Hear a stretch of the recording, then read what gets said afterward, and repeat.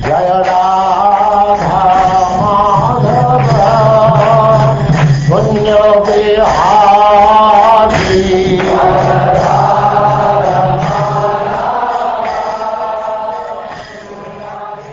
And now chapter 2, Hiranyakashipu, King of the Demons.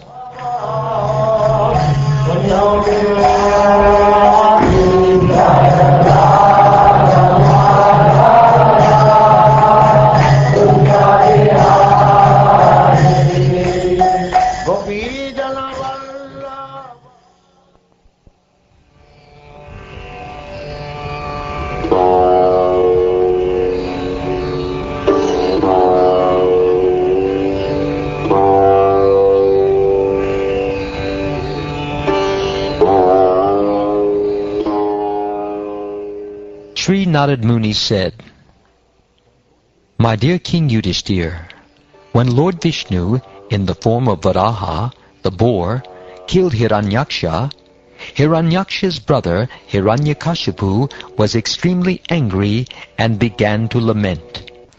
Filled with rage and biting his lips, Hiranyakashipu gazed at the sky with eyes that blazed in anger, making the whole sky smoky. Thus he began to speak.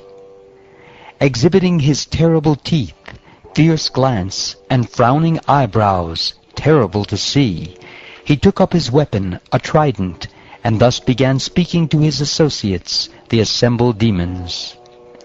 O Danavas and Daityas, O Dvimurdha, Triyaksha, Shambhara, and Shatabahu, O Hayagriva, Namuchi, Paka, and Ilvala, O Viprachiti, Puloman, Shakuna, and other demons, all of you kindly hear me attentively, and then act according to my words without delay. My insignificant enemies, the demigods, have combined to kill my very dear and obedient well-wisher, my brother Hiranyaksha. Although the Supreme Lord, Vishnu, is always equal to both of us, namely the demigods and the demons, this time, being devoutly worshipped by the demigods, he has taken their side and helped them kill Hiranyaksha. The Supreme Personality of Godhead has given up his natural tendency of equality toward the demons and demigods. Although he is the Supreme Person, now, influenced by Maya, he has assumed the form of a boar to please his devotees, the demigods, just as a restless child leans toward someone.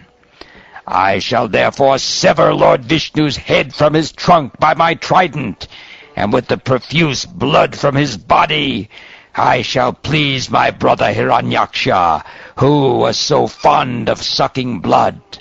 Thus shall I too be peaceful. When the root of a tree is cut, and the tree falls down, its branches and twigs automatically dry up. Similarly, when I have killed this diplomatic Vishnu, the demigods, for whom Lord Vishnu is the life and soul, will lose the source of their life and wither away. While I am engaged in the business of killing Lord Vishnu, go down to the planet Earth, which is flourishing due to Brahminical culture and a Kshatriya government. These people engage in austerity, sacrifice, Vedic study, regulative vows, and charity. Destroy all the people thus engaged. The basic principle of Brahminical culture is to satisfy Lord Vishnu, the personification of sacrificial and ritualistic ceremonies. Lord Vishnu is the personified reservoir of all religious principles, and he is the shelter of all the demigods, the great Pittas, and the people in general. When the Brahmins are killed, no one will exist to encourage the Kshatriyas to perform yajnas, and thus the demigods, not being appeased by yajna, will automatically die. Immediately go wherever there is good protection for the cows and Brahmins, and wherever the Vedas are studied in terms of the Varnashram principles. Set fire to those places, and cut from the roots the trees there, which are the source of life.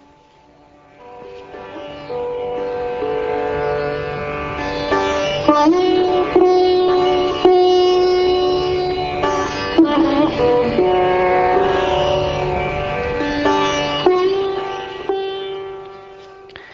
Narad continued, "Thus the demons, being fond of disastrous activities, took Hiranyakashipu's instructions on their heads with great respect, and offered him obeisances. According to his directions, they engaged in envious activities directed against all living beings. The demons set fire to the cities, villages, pasturing grounds, cow pens, gardens, agricultural fields, and natural forests. They burned the hermitages of the saintly persons, the important mines that produced valuable metals, the residential quarters of the agriculturalists, the mountain villages, and the villages of the cow protectors, the cowherd men. They also burned the government capitals. Some of the demons took digging instruments and broke down the bridges, the protective walls, and the gates of the cities. Some took axes and began cutting the important trees that produced mango, jackfruit, and other sources of food. Some of the demons took firebrands and set fire to the residential quarters of the citizens. Thus disturbed again and again by the unnatural occurrences caused by the followers of Hiranyakashipu, all the people had to cease the activities of Vedic culture. Not receiving the results of yajna, the demigods also became disturbed. They left their residential quarters in the heavenly planets and, unobserved by the demons, began wandering on the planet Earth to see the disasters. After performing the ritualistic observances for the death of his brother, Hiranyakashipu, being extremely unhappy, tried to pacify his nephews. "O king, Hiranyakashipu was extremely angry, but since he was a great politician, he knew how to act according to the time and situation. With sweet words he began pacifying his nephews, whose names were Shakuni, Shambhara, Drishti, Bhuta Santapana, Vrika, Kalanaba, Mahanaba, Harishmashru, and Utkacha. He also consoled their mother, his sister-in-law, Rushabanu, as well as his own mother, Diti. He spoke to them as follows: My dear mother, sister-in-law, and nephews, you should not lament for the death of the great hero, for a hero's death in front of his enemy is glorious and desirable. My dear mother, in a restaurant or place for drinking cold water, many travelers are brought together, and after drinking water, they continue to their respective destinations.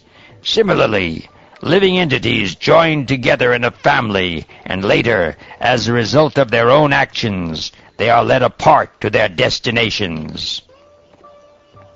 The spirit soul, the living entity, has no death, for he is eternal and inexhaustible. Being free from material contamination, he can go anywhere in the material or spiritual worlds. He is fully aware and completely different from the material body. But because of being misled by misuse of his slight independence, he is obliged to accept subtle and gross bodies created by the material energy, and thus be subjected to so-called material happiness and distress. Therefore, no one should lament for the passing of the spirit soul from the body. Because of the movements of the water, the trees on the bank of a river, when reflected on the water, seem to move. Similarly, when the eyes move because of some mental derangement, the land appears to move also. In this way, O my gentle mother, when the mind is agitated by the movements of the modes of material nature, the living entity, although freed from all the different phases of the subtle and gross bodies, thinks that he has changed from one condition to another. In his bewildered state, the living entity, accepting the body and mind to be the self, considers some people to be his kinsmen and others to be outsiders. Because of this misconception, he suffers. Indeed, the accumulation of such concocted material ideas is the cause of suffering and so-called happiness in the material world. The conditioned soul, thus situated, must take birth in different species and work in various types of consciousness, thus creating new bodies. This continued material life is called samsara. Birth, death, lamentation, foolishness, and anxiety are due to such material considerations. Thus we sometimes come to a proper understanding, and sometimes fall again to a wrong conception of life. In this regard, an example is given from an old history. This involves the discourse between Yamaraj and the friends of a dead person. Please hear it attentively. In the state known as Ushinara, there was a celebrated king named Suyagya. When the king was killed in battle by his enemies, his kinsmen sat down around the dead body and began to lament the death of their friend. His golden bejeweled armor smashed, his ornaments and garlands fallen from their places, his hair scattered, and his eyes lusterless. The slain king lay on the battlefield, his entire body smeared with blood, his heart pierced by the arrows of the enemy. When he died, he had wanted to show his prowess, and thus he had bitten his lips, and his teeth remained in that position.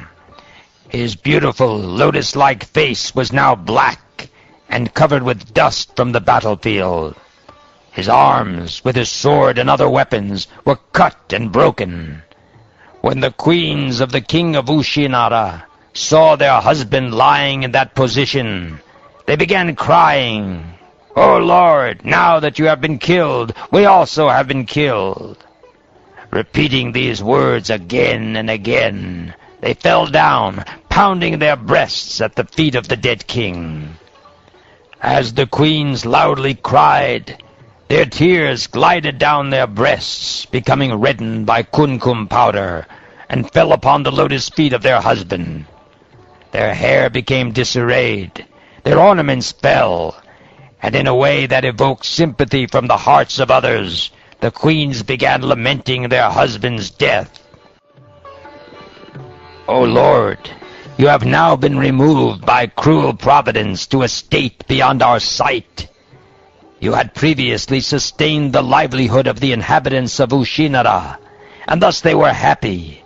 But your condition now is the cause of their unhappiness. O king, O hero, you are a very grateful husband, and the most sincere friend of all of us. How shall we exist without you?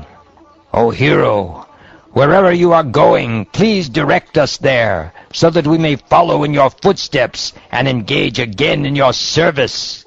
Let us go along with you." The time was appropriate for the body to be burned, but the queens, not allowing it to be taken away, continued lamenting for the dead body, which they kept on their laps.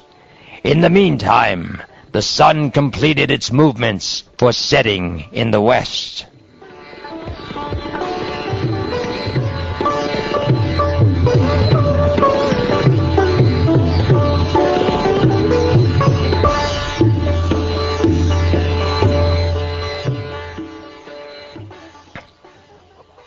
While the queens were lamenting for the dead body of the king, their loud cries were heard even from the abode of Yamaraj. Assuming the body of a boy, Yamaraj personally approached the relatives of the dead body and advised them as follows. He said, Alas, how amazing it is! These persons, who are older than me, have full experience that hundreds and thousands of living entities have taken birth and died. Thus, they should understand that they also are apt to die, yet still they are bewildered. The conditioned soul comes from an unknown place and returns after death to that same unknown place. There is no exception to this rule, which is conducted by material nature. Knowing this, Why do they uselessly lament? It is wonderful that these elderly women do not have a higher sense of life than we do. Indeed, we are most fortunate, for although we are children and have been left to struggle in material life unprotected by father and mother, and although we are very weak, we have not been vanquished or eaten by ferocious animals. Thus, we have a firm belief that the Supreme Personality of Godhead, who has given us protection even in the womb of the mother, will protect us everywhere. O weak women, only by the will of the Supreme Personality of Godhead, who is never diminished, is the entire world created, maintained, and again annihilated. This is the verdict of the Vedic knowledge. This material creation, consisting of the moving and non-moving, is exactly like his plaything. Being the Supreme Lord, he is completely competent to destroy and protect. Sometimes one loses his money on a public street, where everyone can see it, and yet his money is protected by destiny and not seen by others. Thus the man who lost it gets it back. On the other hand, if the Lord does not give protection, even money maintained very securely at home is lost. If the Supreme Lord gives one protection, even though one has no protector and is in the jungle, one remains alive, whereas a person well protected at home by relatives and others sometimes dies, no one being able to protect him. Every conditioned soul receives a different type of body according to his work, and when the engagement is finished, the body is finished. Although the spirit soul is situated in subtle and gross material bodies in different forms of life, he is not bound by them, for he is always understood to be completely different from the manifested body. Just as a householder, although different from the identity of his house, thinks his house to be identical with him, so the conditioned soul, due to ignorance, accepts the body to be himself, although the body is actually different from the soul. This body is obtained through a combination of portions of earth, water, and fire. And when the earth, water, and fire are transformed in the course of time, the body is vanquished.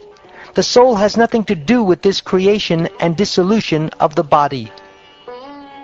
As fire, although situated in wood, is perceived to be different from the wood, as air, although situated within the mouth and nostrils, is perceived to be separate, and as the sky, although all-pervading, never mixes with anything, so the living entity, although now encaged within the material body, of which it is the source, is separate from it.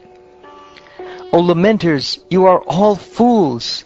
The person named Suyagya, for whom you lament, is still lying before you and has not gone anywhere.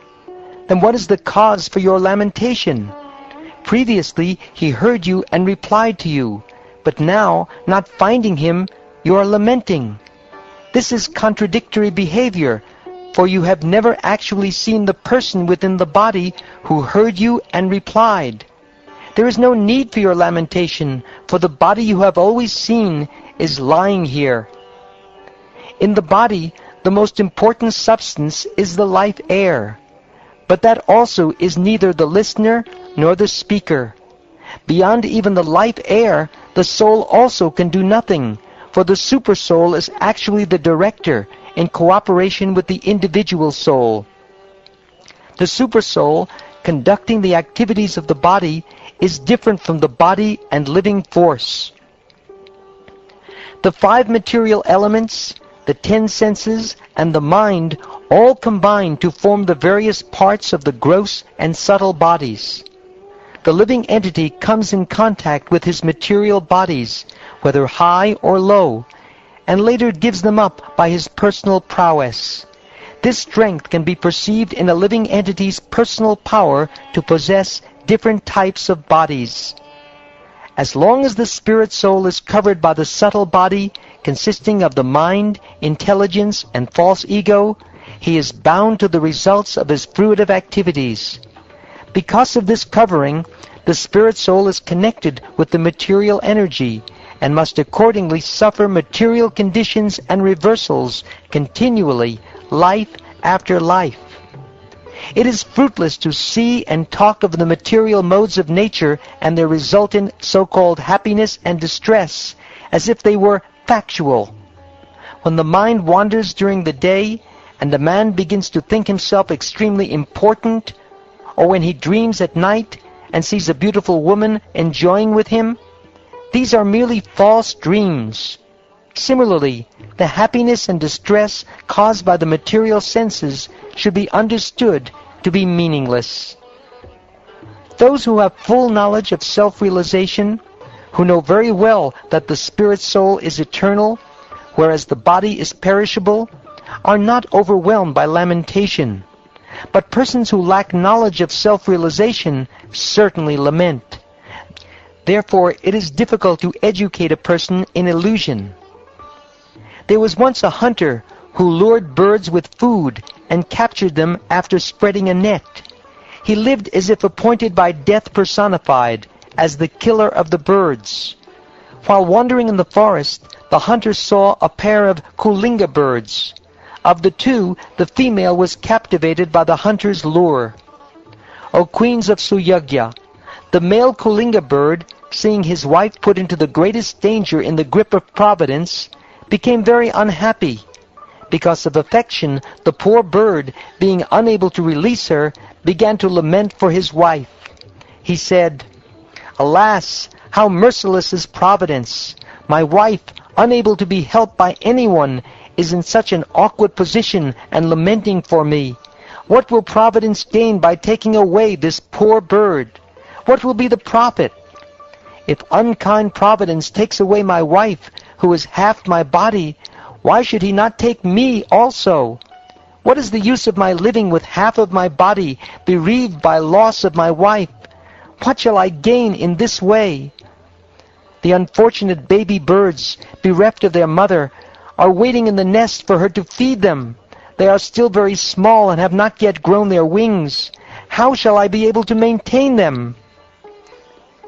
Because of the loss of his wife, the kulinga bird lamented with tears in his eyes.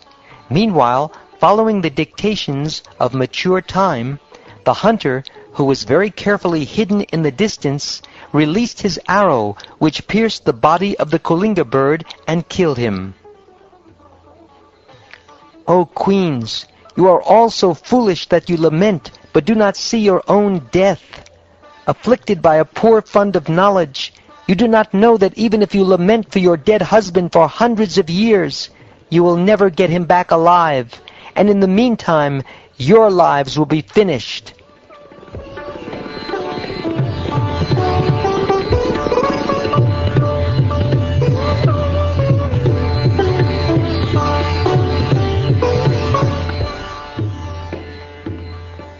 Hiranyakashipu said, While Yamaraj, in the form of a small boy, was instructing all the relatives surrounding the dead body of Suyagya, everyone was struck with wonder by his philosophical words. They could understand that everything material is temporary, not continuing to exist. After instructing all the foolish relatives of Suyagya, Yamaraj, in the form of a boy, disappeared from their vision. Then the relatives of King Suyagya performed the ritualistic funeral ceremonies. Therefore, none of you should be aggrieved for the loss of the body, whether your own or those of others. Only in ignorance does one make bodily distinctions, thinking, who am I? Who are the others? What is mine? What is for others?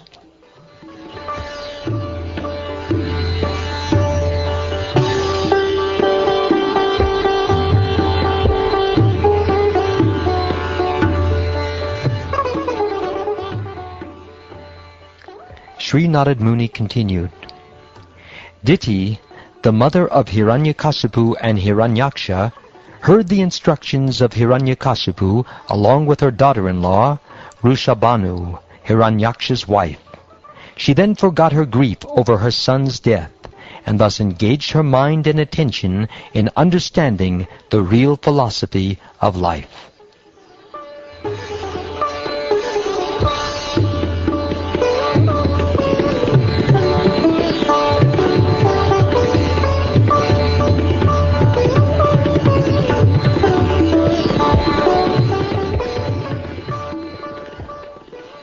Thus ends the second chapter of the 7th canto of the Srimad Bhagavatam, entitled Hiranyakashipu, King of the Demons.